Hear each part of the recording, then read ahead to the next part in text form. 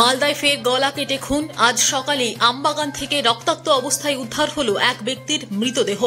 ঘটনা মালদার ইংলিশ বাজার থানার পাতালচন্ডী এলাকার। মৃত ব্যক্তির নাম সুর রহমান, বাড়ি কালিয়াচক থানার সুজাপুর গ্রাম পঞ্চায়েতের চামাগ্রাম বাগানবাড়ি এলাকায়। জানা যায় ইংলিশ বাজারের পাতালচন্ডী এলাকায় পুকুর পাহারার কাজ করতেন তিনি।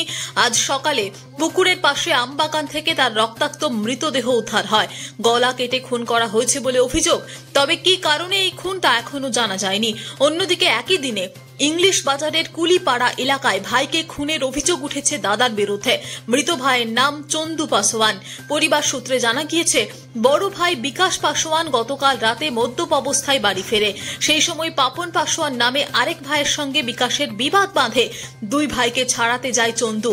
অভিযোগ, সেই সময় বিকাশ চন্দুকে চাকু মারে।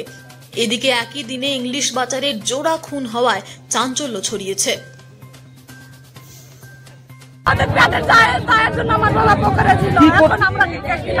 কি করতো আপনার বাবা?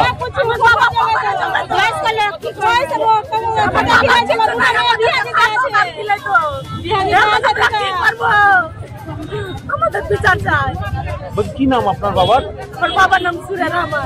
এখানে কিসের কাজ করতেন উনি? কোথায় বাড়ি আপনাদের? আমার বাড়ি সুজাপুর চামাগ্রাম। কোন শত্রুতা ছিল কারোর সাথে? কোনো আমার বাবা খুবই সচেতন, কিছু জানে না। আমার বাবার কারণে আপনার নাম? আমার নাম আলিমা খাতুন।